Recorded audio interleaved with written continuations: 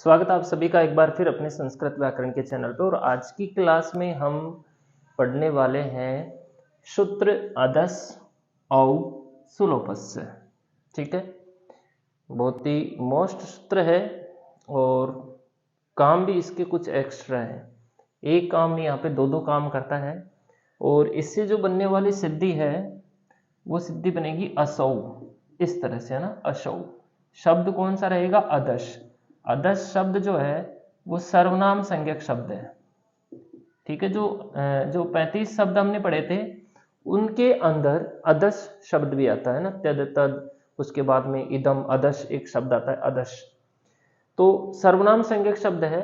और ये सूत्र के अंदर जो पहला जो शब्द यहाँ पे आ रहा है अदश, अदश का मतलब हो गया है कि ये सूत्र सिर्फ स्पेशली अदश शब्दों के लिए ही बना है।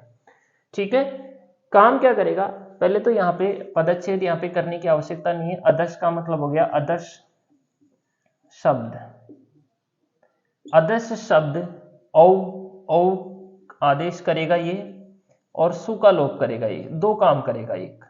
ठीक है, सुलोपस्य यानी सु का लोप, जो प्रथमा के एक वचन में जो सु विभक्ति होगी उसका ये लोप करेगा। कार्यों की अगर यहाँ पे हम बात करें तो पहला कार्य है औ आदेश। अभी हम यहाँ पे बताएंगे किसको औ आदेश करेगा, किसके स्थान पे आदेश करता है। आदेश का मतलब किसी के स्थान पे होता है, तो किसी ना किसी के स्थान पे औ आदेश करेगा। दूसरा कार्य जो है सुलोप, किसका लोप? सु का लोप। ठीक है, अब हम इसकी वृत्ति पढ़ते हैं थोड़ा सा डिटेल से। यहाँ पे अदश शब्द हो गया अदश, औकारांत है, आदेश है। अदश शब्द को औ आदेश होता है अंत, औकार अंत है, औकार यानी औकार होता है अंत आदेश है, जो अदश शब्द का जो अंतिम वर्ण है। अर्थ की अगर हम यहाँ पे बात करें तो अदश के अंतिम वर्ण को, किसको? अंतिम वर्ण को औ आदेश होता है। ठीक है, अदश शब्द का जो अंतिम वर्ण है, यहां पे अगर हम यहाँ पे बात करें कि अदश, तो अदश का जो स है अंतिम वर्ण कौन हो गया? श। तो यहाँ पे अदश के स को ये क्या करेगा? औ आदेश कर देगा, स के स्थान पे औ आदेश कर देगा। ठीक है, वैसे तो यहाँ पे तेदादी नाम आना चाहिए, तेदादी नाम है, क्योंकि सर्वनाम स्थान संज्ञक शब्द को जो तद शब्दों से लेकर के द्वि शब्दों तक जो शब्द होते हैं उनके अंतिम वर्ण को ये अ आदेश करता है। इस हिसाब से इस स को भी ए होना चाहिए, लेकिन ये उसको रोक करके स्पेशली कि भाई अदस अदस शब्दों में तो यार रिक्वेस्ट करता है उससे कि यार यहाँ तो मुझे काम करने दे, तो वो मान जाता है इसकी बात, तो ये स को स्थान पर औ का आदेश कर देता है। ठीक है, औ आदेश है सात सौ, हर जगह नहीं करता, सिर्फ सुपरे, सुपरे, सौ का मतलब होता है सुपरे, प्रथमा के एक वचन में ही करता है केवल। ठीक है, सुपरे सात, सौ परे का मतलब सुपरे, सुप्रत्यय मतलब प्रथमा के एक वचन में। उसके साथ साथ सुलोप, सुलोप भी करता है। जो प्रथमा के एक वचन में आप जो सुप्रत्यय करते हो उसका लोप भी ये कर देता है। ठीक है, शर्त की अगर यहाँ पे बात करते हैं हम, तो शर्त यहाँ पे कोई स्पेशल है नहीं। शर्त एक है इसकी, एक तो अदश शब्द होना चाहिए और प्रथमा एक वचन,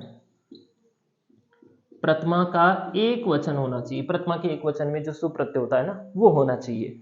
तो ये सूत्र हो गया अदश औ सुलोपस्य। देखो जब हम इस सूत्र को पढ़ेंगे ना तो इस सूत्र के कार्य इसी में लिखे हुए, औ आदेश करता है, दूसरा कार्य क्या है? सुलोप करता है। ठीक है, कहाँ करता है? सुप्रत्यय में। कब करता है? अदश को, अदश के स को औ अर् करता है और सु का लोप भी करता है प्रथमा के एक वचन में। अब यहाँ पे जो सिद्धि बनेगी वो बनेगी असौ। असौ सिद्धि हम बनाते हैं। यहाँ पे सिद्धि है हमारी आज की कक्षा की असौ, शब्द रूप अदश। याद रखना, परीक्षा में प्रश्न बहुत ही सरल तरीके से पूछा जा सकता है कि अदश में स को औ आदेश करने वाला सूत्र कौन सा है? अदश औ सुलोपस्य। अदश में सु का लोप करने वाला सूत्र कौन सा है? अदश औ सुलोपस्य। असौ यहाँ पे मूल शब्द रूप कौन सा है? अदश। अदश शब्द से प्रथमा के एक वचन में कौन सा शब्द रूप बनता है? असौ। तो ये सारी चीजें हमें याद रखनी है। अदश शब्द बनेगा यहाँ पे और प्रथमा के एक वचन में ये रूप यहाँ पर बनेगा, सुप्रत्यय परे रहते हैं। ठीक है, शुरू करते हैं। अदश शब्दात, अदश शब्द हो जाएगा, यहाँ पे प्रातिपदिक संज्ञा करेंगे, अर्थवत धातु र प्रत्यय प्रातिपदिकम।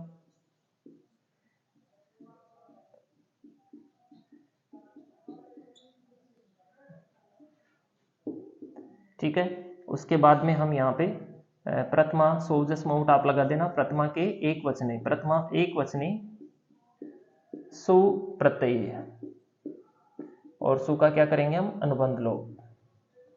अनुबंध लोप करेंगे तो क्या बचेगा, केवल स।